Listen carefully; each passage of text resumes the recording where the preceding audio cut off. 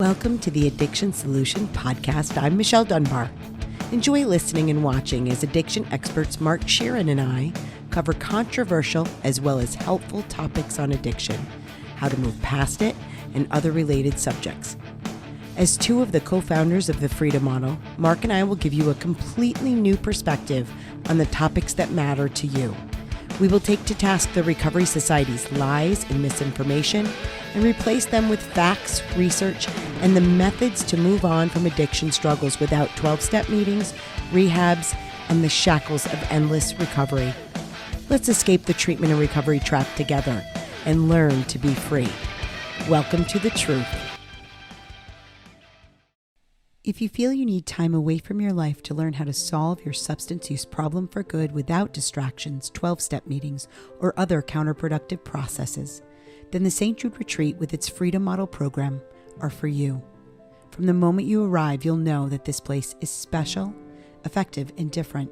We won't bring you to AA meetings. We won't take away your cell phone or tablet. And yes, you can have contact with your family and friends at any time. We don't treat our guests like children or criminals like rehabs do. You'll be surrounded by open fields with mountain views. The retreat is set up to help you to relax, reset, and learn how you can solve your addiction and move on with your life. You'll be learning the world-renowned Freedom Model program directly with co-developers Mark Sheeran and Michelle Dunbar in private one-on-one sessions. You'll also have your own room with no roommates. There's no need to be uncomfortable while getting through such a vulnerable time. In addition to having your private bedroom and meals prepared by our executive chef, there's high-speed internet access so you can keep in touch with work obligations if needed. When not in class, you can enjoy one of the many amenities available, including on-site swimming pool, dry sauna, and a pond for fishing. There's also walking trails, or you can take a trip to the gym. We welcome guests from all over the world who are seeking to escape the addiction and recovery trap once and for all.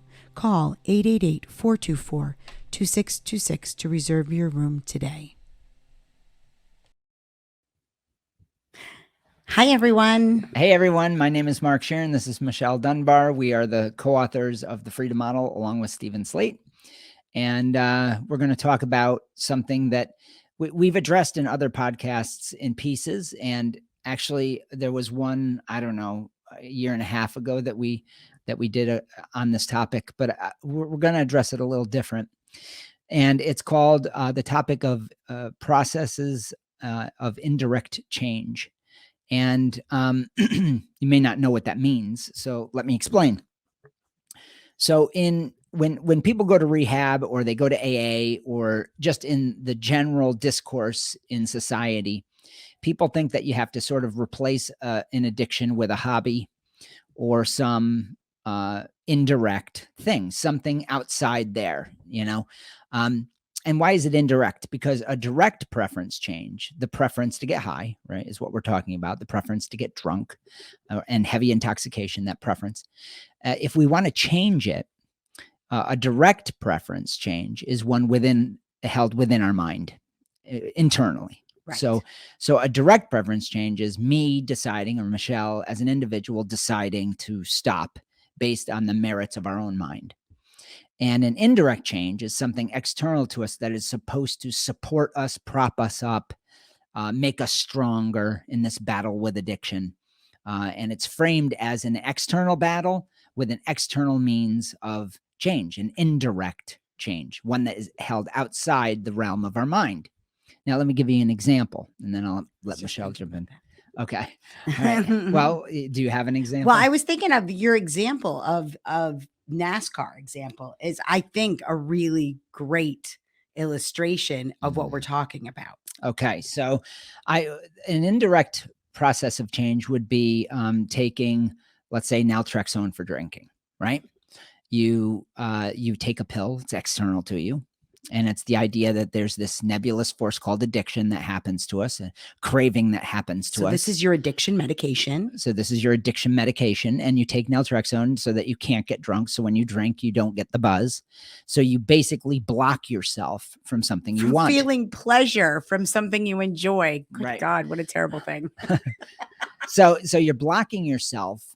You're creating an external barrier to the buzz. Now, this is an indirect process of change because what it doesn't address is your desire, your mental internal desire, your want to be drunk.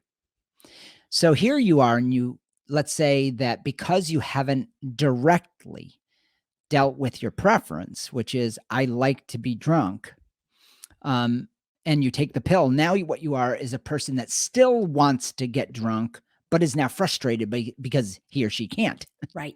Now that's like the NASCAR example I give in the book where cars were going over 210 miles an hour. People were dying in racing cars. And so NASCAR implemented a restrictor plate in the carburetor, which stops the cars from going over 205 miles an hour. The racers were pissed off. They didn't agree to this. Right. Because just because they restricted the cars, like naltrexone restricts you from getting drunk, doesn't make the drivers of the cars lovers of going slower. Right. They have a desire to go faster and faster and faster. If they could go 400 miles an hour and make it around that damn track, they would do it. And eventually the technology would probably get there. For sure. Right? Mm-hmm. And now people would die and there's risk involved with all that, but that's a different conversation entirely. So we can impose all kinds of external indirect measures to stop ourselves from getting high, all kinds of replacements, all kinds of activities, all kinds of recovery protocols and processes and meetings and therapies and, medications. And none of it is direct within the mind. Yes. This is like, I had this student a few years ago, online student, a Zoom student. And she was actually one of my first ones that I taught over Zoom. And she was a yoga instructor. She taught 50 yoga classes a week. And every night she'd come home and polish off 2 bottles of wine. Right. And, she felt absolutely disgusted with herself and confused because one of the indirect processes of change that you're told will help you is exercise, nutrition, yoga for relaxation, the healthy lifestyle. Right. I can't tell you how many people we've had come to the retreat who are marathon runners, who have done Ironman triathlons, who are pictures, models of perfect health. They'll be like, "Oh, I don't eat, I'm vegan and this," but they like drinking heavily. They like doing heroin. They like doing some of these other things. So the idea that you could distract yourself or become the perfectly spiritual, perfectly physically apt and happy, supposedly happy individual. And here's what's interesting. I'm going to jump in here because you could be happy and have an incredible life. How many guests have we had like that? Yeah, that they have plenty of money. They have a good relationship. They've been highly successful in their careers. Wonderful kids. Yep. Yeah. And yet they really still like getting drunk or high. They're drunk in a hotel dying. Yeah. With pancreatitis or shooting heroin or doing cocaine in the closet, and the point is you have a spectrum of all these people, everything from the most horrible living conditions and poverty all the way to the most affluent and wonderful lifestyles and everything in between. And yet there's a preference for heavy intoxication held within the mind of the individual. Right? Yeah. It's something that you enjoy. It's something that you feel like you need to be happy. And so these indirect processes of change that we go through when you go into recovery, when you go to a treatment program and you're told all of these things are going to help you to stay sober, and then they don't.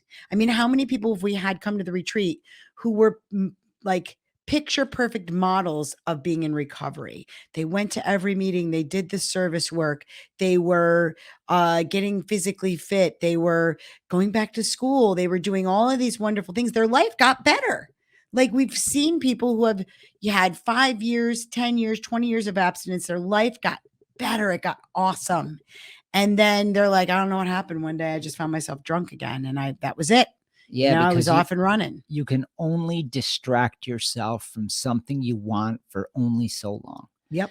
And there's a great line in the book that Steve wrote, If you're somebody that believes that physical fitness is the thing you need to distract yourself, what happens when you're at that company party? Are you going to drop down and do 20 push-ups? Such a great line, It is. you know, and I know people actually that almost do that. They're like, I got to get to the gym. I got to get out of here. And it's a sad commentary because it's torture. Yeah. It's a real form of mild torture that we put ourselves through because the very thing we want, which is to be drunk and high, we haven't addressed or looked at. We haven't looked at our wants. We haven't seen why do we like it so much. And that's what the freedom model really explores in a large part is what do you like about it? Why is that objectively real? Is it giving you the quality of life that you actually think it's providing? Is the drug or heavy use doing that? And when you attack it directly like that, and I've used the analogy of the disco ball, you have all these beliefs wrapped around this shiny object in your mind.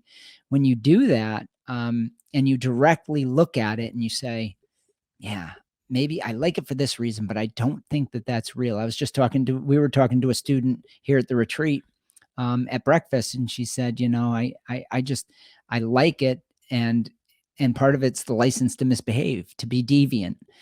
And I get that. I totally get that. But does the drug actually make you deviant? That needs to be explored. Now, you in the audience, the listeners may think, yeah, it does. It changes me. I'm different on the drug. Yeah, I'm a different person when I'm high or when I'm drunk. That's right. So we need to explore that because that cooks in a whole bunch of value. Yeah, it does. So a direct preference change would be, is that value real? Is the drug creating a different personality in you? The drug, and giving the drug that credit. Now, I can here, I'm going to jump ahead and tell you, no, it doesn't. But you may not believe that because you don't have the evidence. So I would suggest at that point to read the chapters that address that, or go online and do the online course where we address that and we debunk that value. Yeah. We get rid of it. Yeah, it can't look at it, what we have to keep explaining to people is you're you all the time. And in your mind, you're always to a certain extent sober. Like you're always thinking and making decisions. But when you feel that tickle in your brain, you allow yourself to behave differently, perhaps. And I can tell you from experience now that I don't. You've run that experiment. I've right? run that experiment, I have too.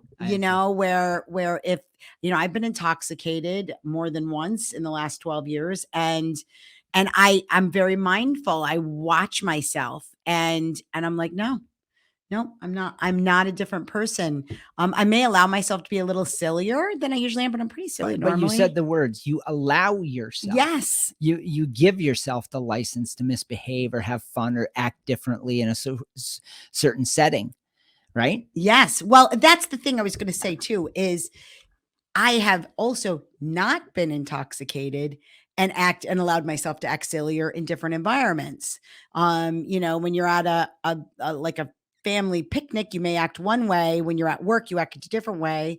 When you're with your friends, you act like out with your friends, seeing live music, you act a different way. Like that is always you. And you don't need, that's what we were explaining. You don't need intoxication to do that. That's right. You can misbehave, right, as an adult, in any way you see fit. The drug isn't what's making you misbehave.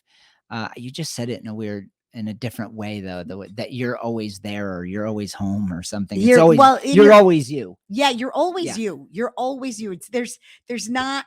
I used to think I was Jekyll and Hyde. And people say that all the time in recovery. It makes me, I become this person or this person. And if you look at your behavior when you're drunk, you're not the same every time. Yeah. So I had a friend of mine just say, I asked him, do you drink at all? And the topic just came up. He goes, no, in my family, when we drink, we break out in cuffs. Right? Yes. You remember that? Yes. Yeah, it's hilarious. It Now, is I hilarious. didn't argue the point. I'm like, Right. it's We're like, not the time or the place. probably a wise idea if that's your belief Yeah, to not sure. hit the Yeah, if bottle. you believe that becomes your reality. So I just thought it was awesome. I break out in cuffs. So, but that's a belief, right? That's a Yeah. belief in the powers of alcohol or drugs, and they're not objectively true. They're not. There's no intrinsic thing that makes drugs make you think differently. Right. And so I ran the experiment years ago, many years ago. Now I've been moderately drinking now for, I don't know. It's been like 12, 15 yeah, years. It's been a somewhere. while. It's long enough. Anyway, Yeah. when I first started out and I was doing the research for the Freedom Model, the book, I said to my wife, you know what, I'm going to get a bottle of vodka, sit at the kitchen table, get hammered, and see if it changes me. Right. You know, Right. Oh God. and she was home, the kids weren't home, and I said, okay. So back in the day, I could polish off a bottle of liquor. Well, I can tell you, I can't do that now. No, God, no. So I drank about, I don't know, maybe a third of the bottle, and I was totally shit-faced. But here was what was interesting. Once I decided to have control in my mind, Yep. I asked my wife after, I said, did I behave differently? She goes, you were a little slower, but no, if somebody didn't know you, they wouldn't even know you're drunk. Now my mind was observing my body, and my body was incredibly drunk. If I had to, take a sobriety test, there's no way I probably blew a 3.0. But the point is once I became mindful of my mind and really thought about my thoughts, they didn't change. I didn't go into a mystical realm. I didn't get distracted. I became acutely aware that my processor was screwed up and slowed down. I became acutely aware of my body being very hot and numb and feeling dizzy. And your motor functions might have been a little off. That's really what it came down to. I could tell that my nervous system wasn't working properly. We've all been drunk. Obviously, if you're in the audience, you get it. But the fact that I could know that in the realm of my mind tells me that my mind hasn't gone anywhere, hasn't been changed, hasn't been manipulated by the alcohol. Because how would the alcohol know how to manipulate me? It's not alive. It doesn't have motive and a mind of its own.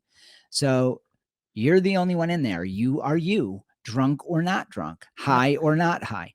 People will tell me, here's another thing that happens. They'll say things like, when I go to the crack house, then I'm with a prostitute and I would never do that. And I say, well, of course not, because a crack house is set up that way. Yeah. Right. You go to the crack house with the intention of doing that deviant behavior because that's what you want at that time. It's not like you brought the hooker home, you know? And it's not like you went outside and smoked crack in front of the cop car, so you still have volition. You still are thinking, so it's behind those walls in that set and setting that you behave that way. Just like a bar, you might decide to act differently. So we cook in this massive amount of value. And if you want to get rid of that value, you have to do it in your mind in a direct way. Is the things I believe about the drug true? Yeah. So let's talk about how you stop, because there's so much value cooked in when you do it repeatedly and you use it for these specific things, for the license to misbehave, for the lowered inhibitions, believing that you needed to have fun, believing that you needed to deal with whatever. And then you cook in the ritual and all this stuff. So you build this huge value. Okay. And when we were having the conversation with my student this morning, yeah, we have those conversations at breakfast, just by the way. That's what the retreat is all about. That's what the retreat is all about. So we're having this conversation with her, she's like, I'm afraid that I'm going to go back to doing it.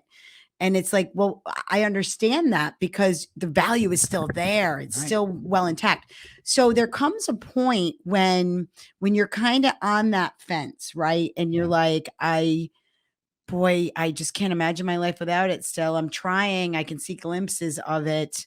But there's still that pull. I really believe I need it for certain reasons. And so there's a place where a certain amount of self-discipline has to come in order to test out how much you still like it.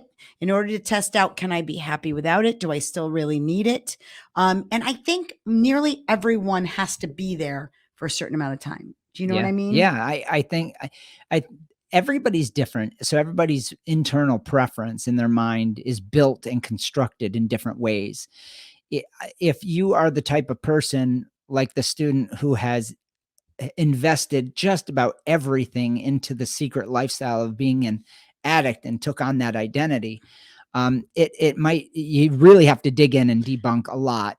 And then you have to be willing to discipline yourself.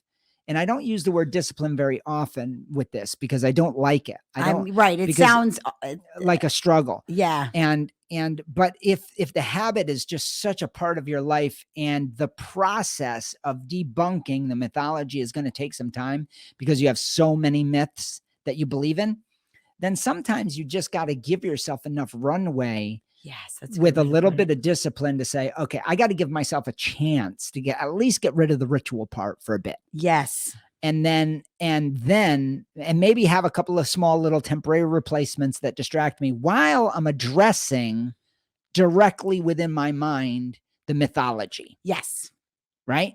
So there's two things that happen. So now, if you don't have that deep of a preference and it's based on just a couple of lies that you've told yourself, and those can be addressed very quickly in various chapters in the Freedom Model, either online or in the book, then the direct preference change is done very quickly and you just move on with your life. A lot of people do that for sure. Yeah. I'd say in the public, a lot more people are in that category. More than half. Now, the people that come to the retreat usually are people that need a lot of hand-holding. They need to actually separate themselves from their lifestyle because it's so problematic and deep.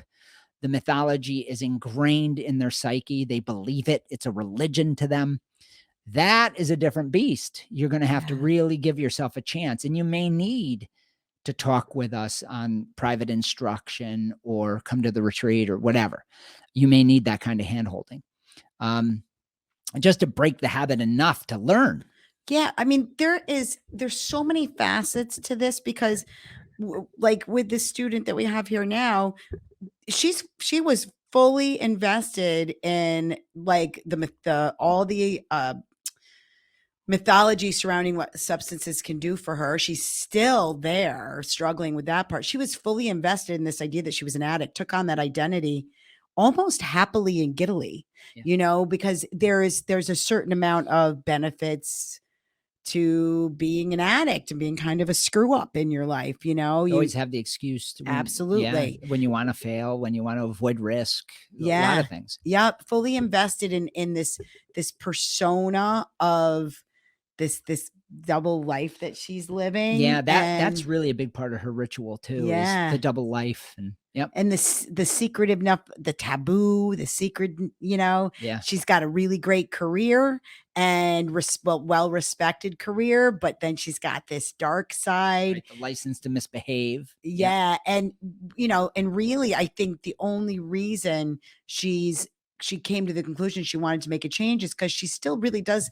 She likes the persona that she has in her career and feels proud of it. But this other lifestyle was competing with it and starting to kind of win a little bit. And so ideally when people come to us like that, they're like, I still really like this fun stuff. I still really feel like I need it to be this cool chick, this fun person.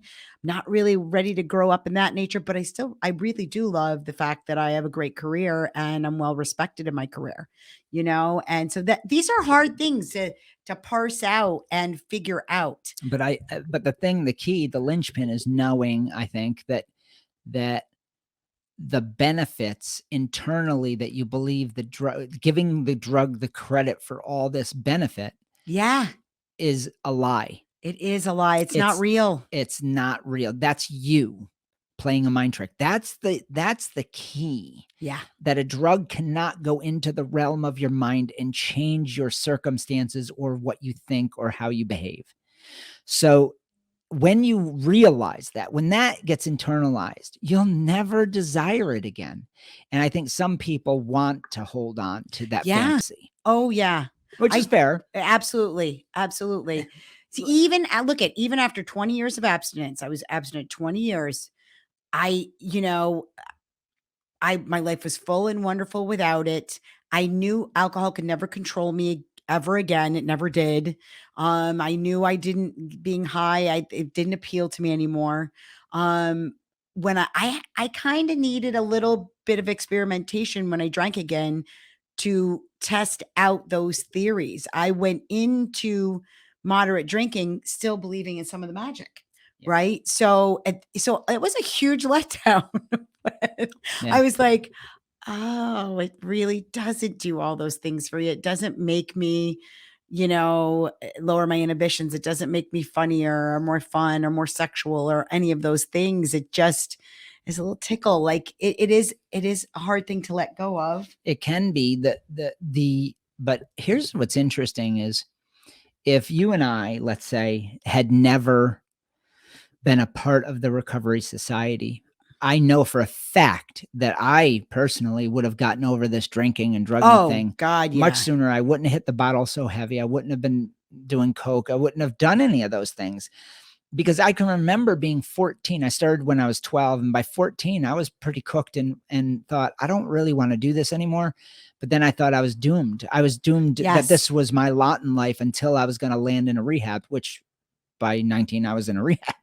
And so if I didn't have the belief system behind it and all the mythology behind it, I intuitively knew that it was getting boring within 2 years. Yeah. So you see these people that hit it for 20 years, 30 years, 40 years, and they do that because somebody came along and said, this is how you're going to be, and you're never going to like anything more than this. I think that's what a lie. What a terrible thing to tell somebody. I think that's one of the real tragedies of the addiction disease paradigm and the culture that was created within our society, within Western culture, is people will label themselves. They don't even have to be told by somebody else. They can watch a TV show or they take it on. You take it on. You're like, you start wondering like, oh, something's wrong with me. I'm drinking a little more than my friends. And especially if you're a little bit insecure and you're down on yourself, once you start to wonder, am I out of control? It's done. Yeah, that's that because and then it's going to be reinforced and reinforced. Yeah. And then if you ask the question, then you go get help, right? Yeah. Oh God. There it is. Yeah. Yeah. You'll be indoctrinated, pulled into the trap. And then it's a money-making scheme for the treatment industry to just keep you there forever, and then you start on the process. We came full circle of, trying the indirect process of change. I'm going to not drink and not drug and go to meetings. Right. I'm going to follow my aftercare plan. Yes. And yes, I have to get a coffee commitment at the meeting, and I have to find a sponsor, and I have to, I should start an exercise program. Right. Because all of these indirect things are meant to prop up a weak person, a person that has a weakness to the susceptibility of the powers of drugs. Yeah. And all of what I just said is made up. Because a drug doesn't have power. You're not susceptible because you have no disease. There's nothing biologically wrong with you. You're not weak. You're not weak. It's not a weakness argument. The reason you drink and drug is based on a preference that you've learned and that you can change. Yes. You can change your mind, right? We say that all the time about everything else. But when it comes to drugs and alcohol, you can't change your mind. You can't. And now, by the way, it's infected everything. So now you can't change your mind about food. You can't change your mind about smoking cigarettes. You can't change your mind about drinking coffee or, you name it, shopping or video games or look at, and then we have all this kind of extraneous research that's all flawed, by the way, that, it changes your dopamine receptors in your brain. And so, gambling is going to keep going there and you're going to keep wanting. No, nobody gets addicted to something they don't like. And I'm going to say that ad nauseum. I don't particularly like gambling. I gamble once in a while. I don't like it. It doesn't do that for me. And where does like develop? In the mind, not in the brain. Exactly. Not in your dopamine receptors. That's not where a preference is born and created and sustained. A preference is sustained in your mind because you mindfully, outside the brain tissue, outside this vessel, you think to yourself, I value this for personal reasons. Yep. So exactly. And once those reasons change, your preference goes away, and then your dopamine receptors go back to something else that it finds attractive, that or is fed attractiveness with, right? So you're not this minion of a chemical. It's just not true. And so we have to get away from indirect processes of change. We have to get away from identifying as a weak individual that needs some sort of thing to prop us up and force us to behave differently, force us into abstinence. You don't have to take naltrexone to stop yourself from drinking. All you're going to do is be frustrated because you haven't mindfully looked at your mind and said, hey, why do I like this so much? And is it getting me what I want? I want to just tie it in now with our life movements. So if you're doing the online program, you're a member of the membership, there is a life movements portion, and people have talked about this on the Freedom Model groups and on Facebook. That swing the bat list that you're doing is all about moving on with your life. It is not about replacement. Now, with that said, what I said earlier still matters, and that is, while you're changing your habits and while you're actively working to change your preference, you're challenging the benefits, you're learning all about what substances can and can't do for you, you're learning that you're trying to shed the addict identity, you're doing all these things, you're working to actively change your preference. This swing the bat list is going to help propel you forward and to help you to move on with your life, so you're not chained to wanting, feeling like you're staring at your past. So it's not, we're not talking about replacements. Here's the nuance, and let me tell you the difference, because people get really confused about this. There's one nuance that separates swing the bat list and moving on with your life away from an addiction, just moving on, and replacing it mindlessly, hoping that you can distract yourself long enough so that you won't want it anymore. Okay. So here's the difference. And I'm going to use an analogy, and you've heard this in some of the other podcasts, but it bears repeating. A lot of this podcast is regurgitation, but we have to do this like every 10 podcasts, the same topic, because people just don't seem to get it. It's tough sometimes. Well, yeah, it's huge. This is the linchpin kind of. So let's say you rode a bicycle from the age of 7 till 15. Your bicycle, if you were like me, is basically your world, because it's your means of independence. It's freedom. Yeah, it's freedom, right? It's important to you. Yeah. Then you get your learner's permit, you get into a car, you get your license, and the first day your father says, Donna, you can go out and go see your boyfriend and enjoy your life. Go. Be safe. You get in the car and you drive away. And here's the difference.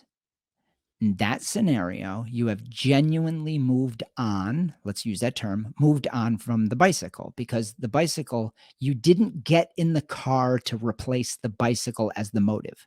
Right.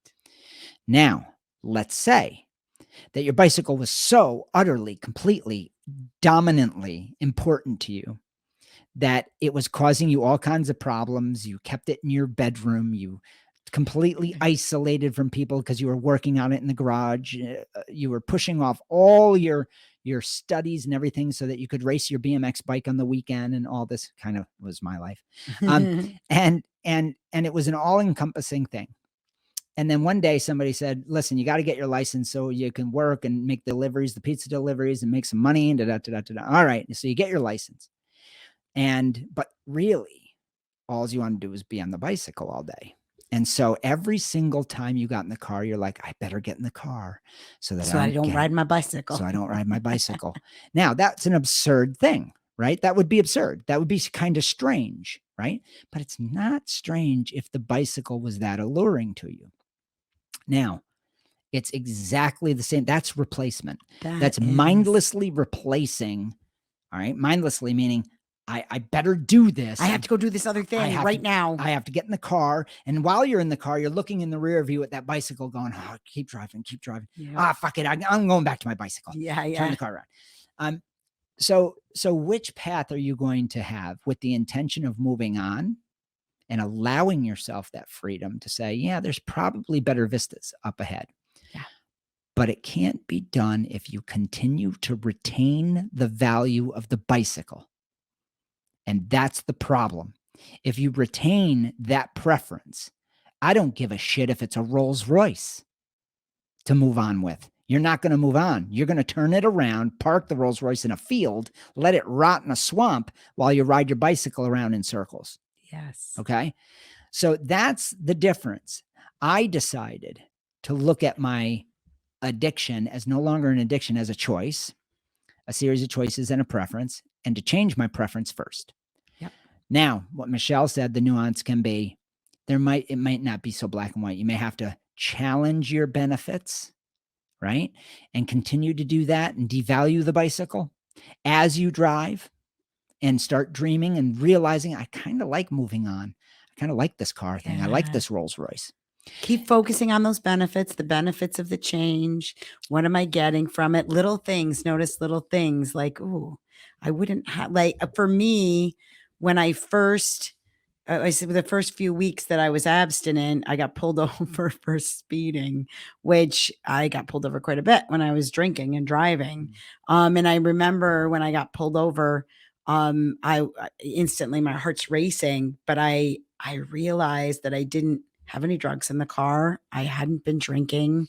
And if the worst I got was a speeding ticket, I was willing to take it. I was so relieved. And so I would hang on, I would collect these benefits of the change and focus on them, so that the benefits I perceived I was getting from this, the other lifestyle, the heavy substance using lifestyle, seemed to start to diminish for me, even without me challenging them. Okay. So even before, we didn't have the benefits of chapters 17 through 20 when we stopped. No, it was a natural progression because we had the guts and the desire to test life, to see if we could be happier changing. There's a deer running through the field right there. Oh my gosh. Oh, she's coming towards the road. Is it a buck? I don't know. Sorry. Oh, God. We have two windows here and we see animals running by. It's kind of strange. I hope there's no cars coming. I'm like nervous now. But we don't get that much traffic on this road. I think it'll be fine. She's coming to our land, though, which is nice. Yeah, she's going to be crossing here. Sorry about that, everybody. We get distracted by nature. So another benefit. Yeah. So yeah, sometimes you have to test the benefits, go on faith, have willingness to change, and give yourself the opportunity to do both things simultaneously. Challenge the benefits, educate yourself on the fact that they're not real, that the drug has no power. Educate yourself on that there's no nebulous force called addiction in which you are battling. Educate yourself on the fact that you're not weak. There's no willpower vessel that you have less willpower than the next person. Get rid of these concepts and then just look at it and say, I have a preference. I can challenge that preference. This for certain reasons. What are those reasons? And are they real? Are they objectively real? And can I let them go and then move on and swing the bat at other things? And sometimes, as we've said, and this will be it, sometimes. There goes the deer up through the other window. Oh, oh my gosh. Sometimes you may still be dabbling, right? So you have periods of abstinence followed by periods of maybe experimenting with substance use. When you're experimenting with substance use, open your mind and really pay attention. Yeah, don't keep writing the same scripts while you're getting high. How good is this? Am I sober in my mind while this is going on? Can I change my behavior so that people don't know that I'm drunk? There's a whole lot of people that think that it changes them, but then I maintained kind of a steady drunken level for several months before I quit. And I don't think people knew the difference at that point. Yeah, you really, the point is all the same variety of behavior that you exhibit sober, you can exhibit drinking. So if you are drinking and you want to test the fact that alcohol or drugs don't change you, then just don't change when you're getting high. Exactly.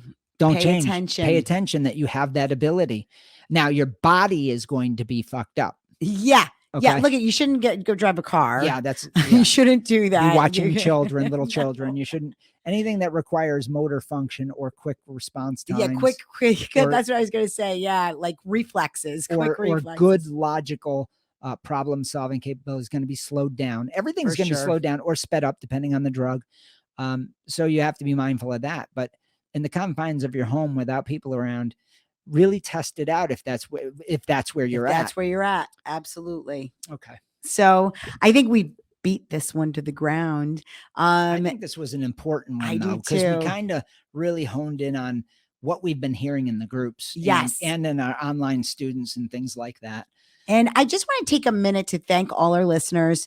Our downloads are way up, and we are, I think, in the top 3 now of addiction podcasts.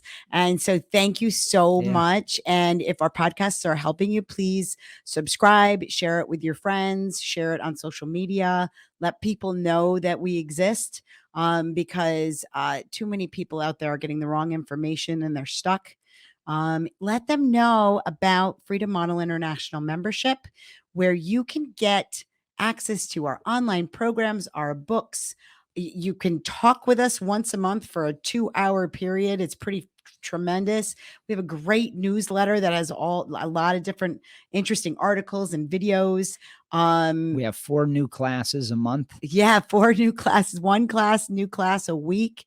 It's, for $39.95 a month, $39, less than $40 a month. You can change everything you've ever thought about addiction. You can change. You even get a 5-part seminar series on why you shouldn't go to AA with all the facts. I run through all the facts of AA, its history, and people love that. There's also Freedom Model for the Family online program included in that, and all its video tutorials. And then the online program that you receive has 65 lessons. We go through the entire book. Michelle and I in this format teach you.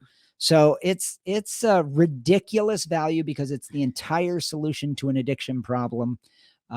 All in one little, and then you keep it for as long as you want. If you want it for 6 months, keep it for 6 months and cancel. If you want it for a year, if you want it for a month, keep it for a month and then cancel. Yeah, whatever you want to do. Yep. And you can go there and enroll at online.thefreedommodel.org. We're going to keep talking about it because we've gotten a lot of feedback, and it's saving it. Like people feel like it's saving their lives. Yeah. And lastly, if you need more help, we have Freedom Model Private Instruction, which is one-on-one classes over Zoom, or you can come to the retreat, the St. Jude retreat, which we've been running for 33 years and be taught by Michelle and I. And see deer running through the field. And then it's true. It is an added benefit. It is beautiful.